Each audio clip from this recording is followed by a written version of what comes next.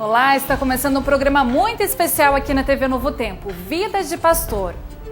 Quem são esses homens escolhidos por Deus para levar a mensagem de esperança às pessoas? Como acontece a formação teológica deles? Como deve ser a mulher que estará com eles nessa missão tão bonita e tão difícil? As respostas a todas essas perguntas você acompanha a partir de agora.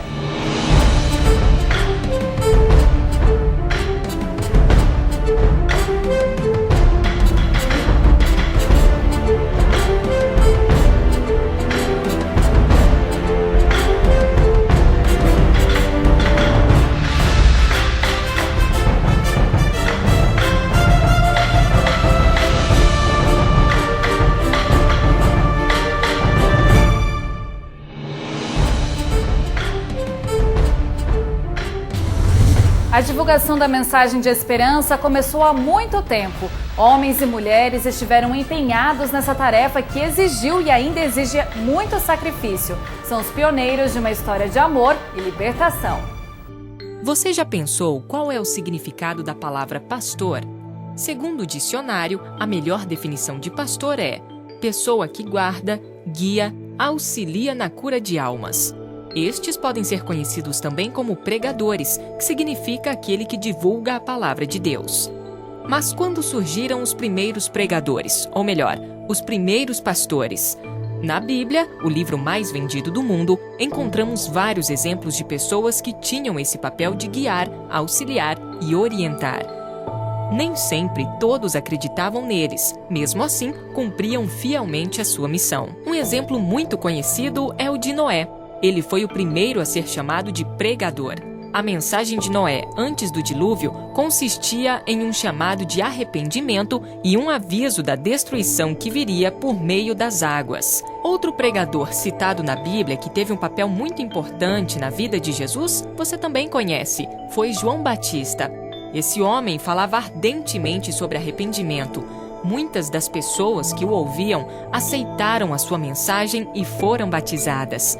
Esse humilde homem preparou milhares de pessoas para receber Jesus. Sua vida de dedicação à pregação nos deixa um bonito exemplo de como deve ser feito esse trabalho. Eis o Cordeiro de Deus, aquele que tira o pecado do mundo. Ao longo da história, homens e mulheres continuaram a dedicar as suas vidas para levar adiante os ensinamentos da vida de Jesus. Grandes reformadores. Alguns foram julgados, presos, torturados, até mortos. A história está repleta de bons exemplos, como John Wycliffe.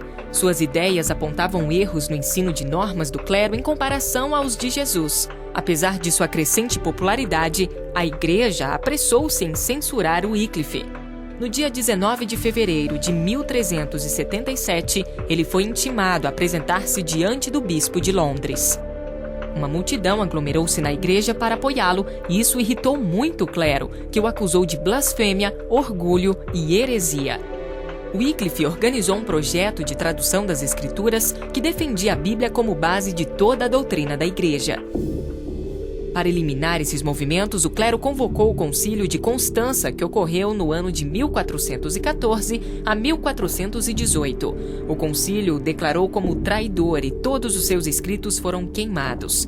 Após a morte de John, o clero ordenou que os seus restos mortais fossem exumados e queimados. Outro pensador e reformista que merece destaque é John Hus. Ele iniciou um movimento religioso baseado nas ideias de John Wycliffe. Os seus seguidores ficaram conhecidos como os hussistas. A Igreja Católica não perdoou tais rebeliões e ele foi excomungado em 1410. Condenado pelo Concílio de Constança, Hus foi queimado vivo. John Wycliffe, John Hus, Martim Lutero, Guilherme Miller e tantos outros dedicaram as suas vidas no trabalho de pregação da Palavra de Deus. Hoje, muitos homens continuam acreditando nas reflexões desses pioneiros e procuram seguir as orientações de Jesus. Vocês são a luz do mundo.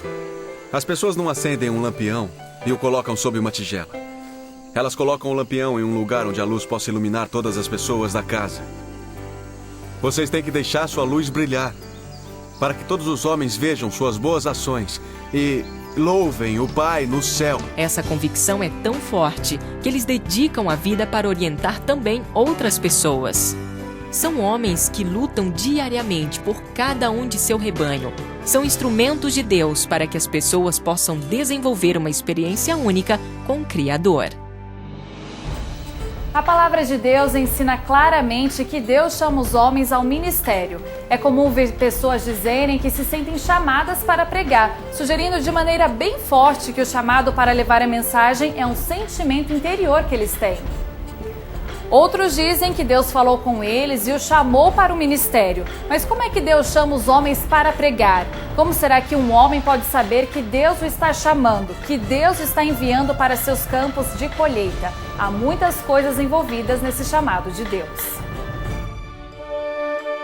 Maurício não tem dúvida. O chamado para ser pastor veio direto de Deus. Essa certeza o motivou a abandonar o último ano do curso de gerenciamento de rede de computadores em Cuiabá para vir com a família estudar teologia em São Paulo. Segundo ele, a decisão foi difícil, mas a voz de Deus falou mais forte. Olha, eu senti uma impressão muito forte no coração de que Deus estava guiando a maneira que ele estava guiando. Eu senti que ele queria que eu viesse fazer o curso de teologia. Não era a sua vontade? Eu tinha vontade, né? Mas assim, pelas condições, não tinha como vir fazer o curso. Adventista há 17 anos, Maurício espera que na função de sacerdote possa contribuir mais com a obra do Senhor. Para ele, o chamado de Deus é fundamental para todos que pensam em ingressar na carreira pastoral. Para ser um pastor que tenha sucesso espiritual, tem que ter o chamado de Deus. Vai ficar difícil. Senão ele não faz o trabalho de Deus, ele vai fazer o trabalho dele. A gente passa dificuldade, mas graças a Deus a gente não passa fome. A gente não posso dizer que a gente tem falta de alguma coisa, porque Deus supre cada uma das nossas necessidades. A exemplo de Maurício, a cada ano, centenas de jovens matriculam-se no curso de teologia oferecido pela Universidade Adventista de Engenheiro Coelho, interior de São Paulo. Durante os 8 semestres, os alunos estudam mais de 50 disciplinas, entre elas comunicação, filosofia, ética e psicologia. E é aqui na igreja que os jovens pastores colocam em prática tudo o que aprenderam durante os 4 anos. Mas antes de chegar ao púlpito, eles passam por mais uma etapa. É o momento de definir o campo, ou seja, o local onde o sacerdote irá trabalhar. Para o diretor do curso de teologia da Unasp, vários fatores são fundamentais para a formação de um pastor. Preocupação número 1 nossa é que ele tenha um bom caráter. Quando ele chega aqui e se matricula, nós dizemos para eles várias vezes em público que eles vieram aqui e que devem se preocupar com a teologia, mas sobretudo com a formação deles. Eu digo assim, vocês têm 4 anos para virar gente boa se ainda não são. Maurício continua tranquilo. Sempre aplicado ao estudo da Bíblia, o jovem encontra confirmação no ministério, até mesmo durante a reportagem. O texto está no livro de Romanos. O que você encontrou aí? É interessante que na hora que eu abri, eu já li justamente esse verso. Fala assim, isso em Romanos, capítulo 16, versículo 25. Ora, aquele que é poderoso para vos confirmar, segundo o meu evangelho, e a pregação de Jesus Cristo, conforme a revelação do mistério guardado em silêncio nos tempos eternos. Então, para mim, foi mais uma confirmação de Deus.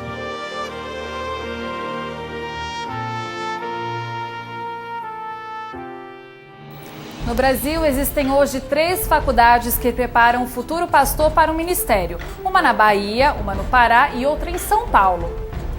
O estudante de teologia conhece profundamente as escrituras sagradas e é desafiado a ter um compromisso maior e mais sólido com Deus. E o curso é reconhecido pelo MEC.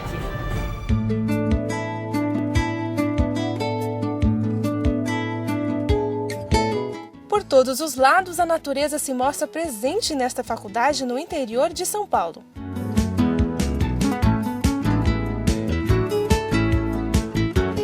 Estamos no Centro Universitário Adventista de São Paulo, campus Engenheiro Coelho, a 130 quilômetros da capital paulista. A idealização da faculdade seguiu os mesmos princípios dos pioneiros adventistas para a educação cristã, um local longe dos grandes centros e repletos de natureza. Na década de 80, foi realizada a compra da fazenda na região mais valorizada do interior do estado de São Paulo. Hoje, com quase 30 anos de existência, a instituição oferece um ambiente de estudo tranquilo e em conexão com o restante do mundo. Para o diretor de Desenvolvimento e Assuntos Estudantis, o ambiente de uma instituição com o regime de internato, como o NASP, também oferece ao aluno a oportunidade de crescimento pessoal. O internato é um educandário, é a continuação do lar. Não apenas a pessoa está com problemas, que vem para aqui e se transforma. A pessoa aqui, ela continua desenvolvendo o seu caráter, desenvolvendo a sua vida. Um dos cursos em destaque da universidade é o de Teologia. Em média, são de 8 a 10 candidatos disputando uma vaga anualmente. O curso é o mais tradicional da instituição, com início em 1915, ainda no campus da universidade na capital paulista. Hoje, a Faculdade Adventista de Teologia tem 461 alunos, distribuídos em 8 turmas. O curso tem 4 anos de duração. As disciplinas estão divididas em 4 grandes áreas. A área bíblica são as disciplinas relacionadas com o estudo da Bíblia.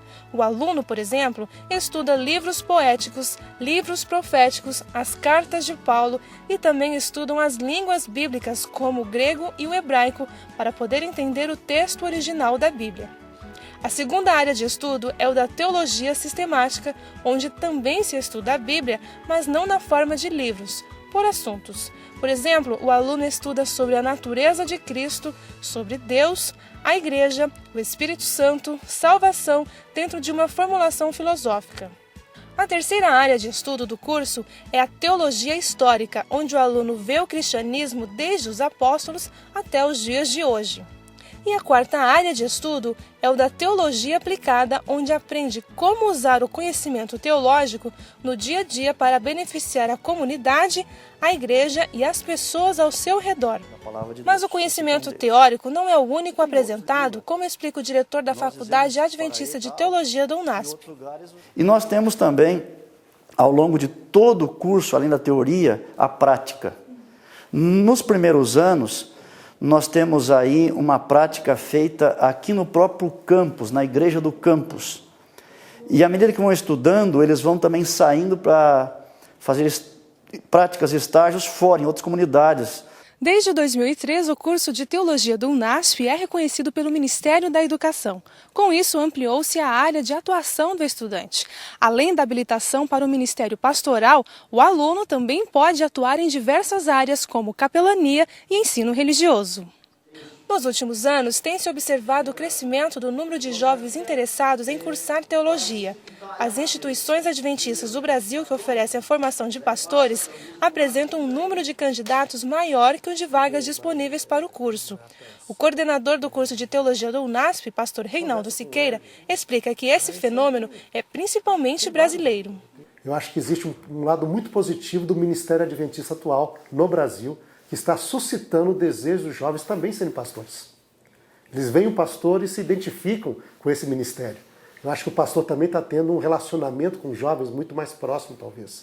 Outro lado, eu acho que existe uma consciência que nós estamos chegando perto do fim. Então isso faz com que a pessoa deseje também dedicar sua vida à pregação do Evangelho. Carlos Eduardo, natural de Itajubá, Minas Gerais, morou grande parte da vida dele na cidade do Rio de Janeiro.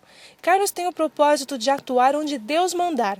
O desejo de servir ao Senhor como ministro surgiu aos 17 anos, mas a oportunidade de estudar teologia veio mais tarde, depois de se formar em letras e trabalhar como professor de inglês durante 5 anos na rede pública e privada da capital carioca. Hoje, ele está se preparando para cumprir uma missão que Deus escolheu para a vida dele. É um curso que oferece como nenhum outro a possibilidade de conhecer mais a Deus. Se a pessoa toma por base, separar um devido tempo para a sua comunhão, para a leitura da palavra, espírito de profecia, para a oração, para o envolvimento nas atividades que a faculdade oferece, eu acho que todo esse conjunto favorecem, propiciam realmente a aproximação de Deus. Já Henrique Melo está concluindo o curso. Formado em Educação Física, ele trabalhou por 2 anos em São Paulo. Agora, no curso de Teologia, ele vivencia fortes experiências com Deus. Muitas coisas mudaram desde que eu vim para o colégio. Minha vida espiritual mudou bastante para melhor. Aqui encontrei a minha esposa, com a qual eu casei no ano passado.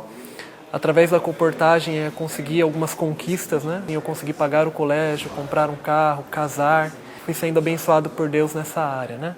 A formação de um pastor não está limitada aos bancos acadêmicos. Nós esperamos que ao ele ser chamado para trabalhar na igreja, em qualquer setor, que ele seja um cristão exemplar, que tenha condições de ser um bom líder e fazer aquilo que se espera de um pastor. A expectativa com relação ao trabalho de pastor ultrapassa os limites escolares e familiares. Quando a gente analisa a história, Deus ele trabalha de maneira especial. A reforma ele desperta na Europa, que era um momento próprio, no final da Idade Média, não é? Mas depois, quando a Europa começou a se secularizar, racionalizar e ficar intolerante, Deus levou seu povo para a América. E aí a Igreja Adventista surge na América, não poderia surgir na Europa. Eu acho que hoje Deus tem um plano muito especial para a Igreja Adventista brasileira, que nós brasileiros estamos começando a despertar. Se for para levar a mensagem do Evangelho, se for para ajudar pessoas a terem um encontro com Cristo, e se eu sentir que é a vontade de Deus, para lá que eu vou. No próximo bloco, você vai acompanhar a trajetória do pastor depois de formado e saber como é feita a escolha da mulher do pastor, aquela que vai apoiá-lo e acompanhá-lo durante todo o ministério. A gente volta já.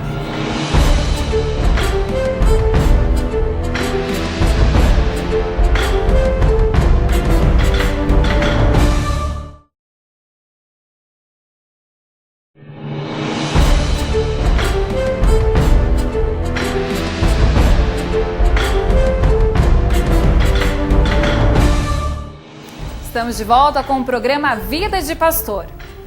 A esposa do pastor exerce um papel importante no ministério do marido. Algumas pessoas defendem a ideia de que ela também precisa receber um chamado divino para exercer a função. Afinal, ela não será apenas a esposa do pastor, mas uma auxiliadora no ministério, amiga e conselheira de outras mulheres. Ela precisa também estar preparada para assumir o papel, que nem sempre é fácil. Muitas são as garotas e mulheres que querem se casar com pastores, talvez com o intuito de se envolver mais com a igreja ou acreditar num casamento mais abençoado por Deus. As razões são inúmeras. Meu sonho é casar com um pastor, porque eu não me vejo fazendo outra profissão que não seja com projetos missionários. Eu acredito que pastor seja algo que a gente vai poder estar trabalhando junto para ajudar outras pessoas. Seria legal porque a mulher de pastor, ela convive muito com o marido e quando, geralmente, o casal pastoral tem filhos, a mulher, ela consegue, assim, tirar esse tempo para cuidar mais das crianças e tudo mais. O ministério de Deus é um desafio tanto para o pastor quanto para a família. Então, eu casaria, assim, se eu sentisse a vontade de Deus na minha vida. Os jovens teologandos decidem desde cedo o perfil ideal da mulher para seguirem juntos o ministério da pregação. Segundo eles, elas devem estar preparadas para um turbilhão de atividades e para isso devem seguir a orientação divina, da mesma forma quando sentem um chamado de Deus para a teologia. Qual o perfil de garota ideal para ser esposa de um pastor? Deve ser dedicada ao serviço cristão, modesta, que saiba apoiar o pastor e também cobrar, porque é a mulher que levanta ou destrói o ministério. Olha, eu confesso que às vezes nós somos atraídos muito assim pelo que a gente vê, mas nós não podemos ser assim levados apenas pela aparência. Nós devemos ter uma comunhão com Deus a tal ponto de conseguirmos enxergar os mínimos detalhes. Se ela é gentil, se ela é modesta, se ela se veste com humildade, se ela se importa com o bem-estar das pessoas. Acho que é isso que faz a diferença numa futura esposa de pastor. Abrir muitas vezes mão dos sonhos profissionais, enfrentar críticas e especulações, ter que estar sempre impecável, ser educada, amável, um modelo perfeito de mulher. Esses e muitos outros quesitos são primordiais para um bom casamento? O pastor Josué de Castro, casado há 28 anos, aconselha os jovens teologandos para a escolha ideal. Porque é preferível o seguinte, você se casa com uma pessoa que você ama, que você entende que ela vai te completar, que ela vai te preencher, que ela vai ser uma auxiliadora para você, e você de repente contrata alguém para ser uma obreira bíblica, um pianista, alguém. Você não precisa ter na esposa tudo isso, você precisa ter na esposa uma pessoa que te ame, que te respeite, que te apoie e que ela seja uma com você. E uma coisa que eu acho que é importante, é fundamental, é haver o conhecimento prévio, haver relacionamento, conversarem sobre tudo. Porque às vezes, ao você procurar apenas uma esposa de pastor, você pode se equivocar. Então, uma pessoa que teria um estereótipo, né, de esposa de pastor, ela de repente não vai te fazer feliz. E uma coisa certa, nós nunca vamos ter uma pessoa perfeita, nem daqui para lá e nem de lá para cá, né? Então a gente tem que ser razoável, ponderado, equilibrado, para que a nossa escolha possa ser acertada e, como resultado da escolha, a nossa vida possa ter sucesso, né? Como pessoa e como pastor. A esposa de pastor exerce um papel importante no ministério do marido. Algumas pessoas defendem a ideia de que ela também precisa receber um chamado divino para exercer a função. Eu nunca pensei em ser esposa de pastor, porque as esposas de pastores passavam pela minha igreja e a gente via as dificuldades, e eu percebia sempre aquela resistência, as mudanças, né? Sempre muita mudança, muita cobrança. Então eu nunca vi nenhuma vantagem assim externamente em ser esposa de pastor, não. Quando eu tinha 13 anos, teve uma semana de oração no colégio que eu estudava. E eu lembro que eu voltei dessa semana de oração, cheguei no meu quarto, eu me ajoelhei, eu orei, fui atrás de um armário, num cantinho. E eu lembro que eu chorava muito e falava, Senhor, eu quero ser missionária, eu quero trabalhar na tua obra para sempre. E eu quero muito casar com o pastor, né? Se for da tua vontade, Senhor, esse é o desejo do meu coração. Muitos na igreja nem sabem o seu nome e a identificam simplesmente como a mulher do pastor. Mas o fato de ser a esposa do pastor exige alguns cuidados especiais. A esposa do pastor, ela às vezes se espera dela muitas coisas, né? E se espera às vezes que ela chega na igreja e prega, e toca piano, e seja aquela super mulher. Mas ela precisa ser ela mesma. É claro que ela precisa ter uma missão pessoal também, como toda pessoa. Já a maior dificuldade em se casar com um pastor é que ela muda para vários lugares, né? O sucesso de um casamento feliz e abençoado por Deus começa desde a escolha. A gente brincava assim que no colégio, quando a gente chegava no primeiro ano, a gente era meio exigente, né? Tinha que ser uma moça assim, com essa qualidade, filha de fazendeiro, tinha essas coisas, tocava piano, professora, essas coisas assim. Mas eu tinha um colega que a gente orava todo o recreio, para Deus mostrar alguém, uma amizade. E eu acho que a escolha primeiro foi baseada nisso. De repente eu encontrei uma moça que não era rica, mas tinha um coração muito bonito, uma moça linda. Aí um dia nós tivemos um piquenique da missão iaense e eu estava dirigindo e eu preparei tudo, mas esqueci das crianças. E tinha um monte de crianças, né, das igrejas que a gente cuidava, 10 igrejas, né? E as crianças estão fazendo bagunça e correndo para lá, porque eu falei, meu pai, quem vai cuidar dessas crianças? Eu não combinei com ninguém. Aí quando eu fui tratar de alguma coisa, voltei, a Rose estava cuidando das crianças. E eu falei, não, é essa moça mesmo. Minha mãe fez um suco de mexerica e eu, durante toda a semana, eu levei suco de mexerica bem cedo, porque ela trabalhava fora, num colégio. E aí quando chegou, não sei se quinta-feira, aí eu falei, bom, hoje eu vou pedir. Dei o suco de mexerica e pedi em namoro. E as mulheres fazem isso, né? Eu vou pensar, depois eu dou a resposta. Aquilo quase me matou o dia todo. Mas meio-dia ela deu a resposta, nós começamos a namorar. Parece que foi um século, a tarde demorou muito a passar. E finalmente chegou, eu coloquei um vestido novo, diferente. E eu havia combinado com ele antes, naquele momento do almoço, que se tivesse um lugar, uma cadeira na minha frente, onde eu iria sentar para jantar, então é porque a resposta estava dada e seria positiva. E chegou o momento. Eu estava sentada e quando eu olho na porta, quem entrou? Um lindo príncipe com um terno novo, olhando, procurando lugar, e ele veio. E ali estava a resposta. Começou um lindo namoro. Eu costumo dizer que nós namoramos há 31 anos. E o que mais me chama a atenção nesse namoro que continua até hoje, do meu esposo, do meu namorado, é que ele pensa muito na minha felicidade.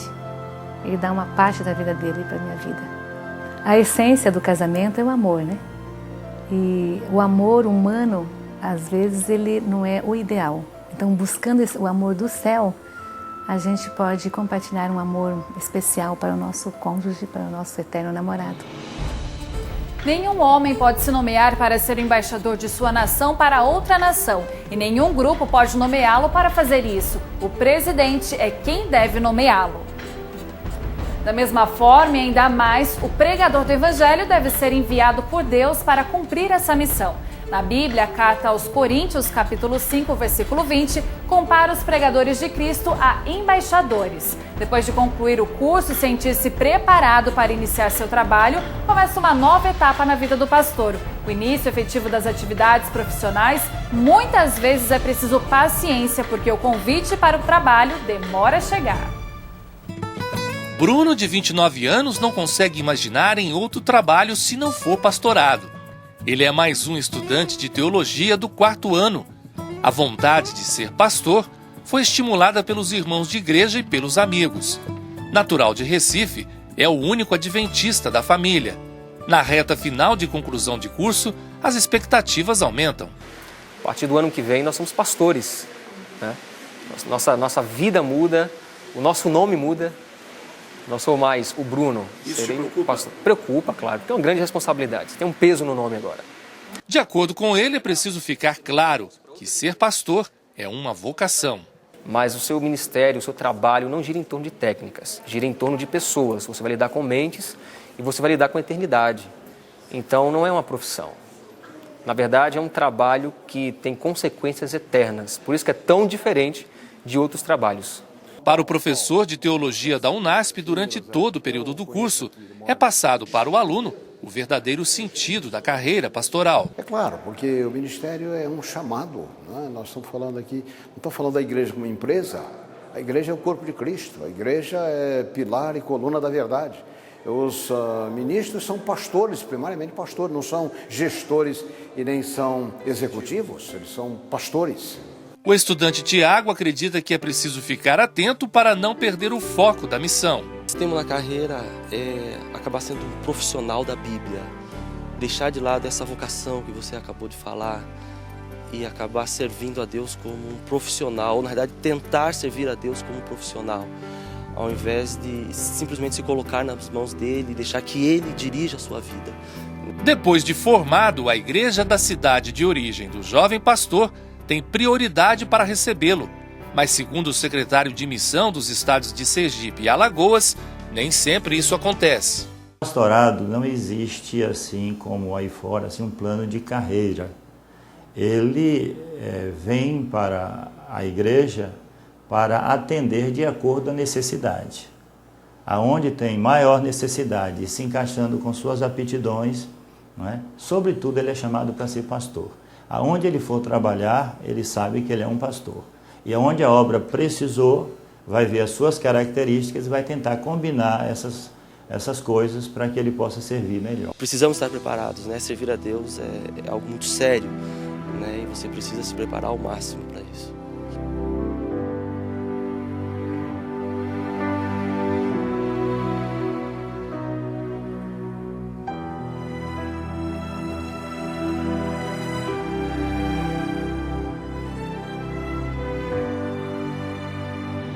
No programa de hoje, você acompanhou todos os detalhes da formação de um pastor, o homem chamado por Deus para levar a mensagem de esperança a outras pessoas. Conheceu também a difícil tarefa de escolher e ser escolhida como esposa de pastor, uma missão que exige amor e muita dedicação.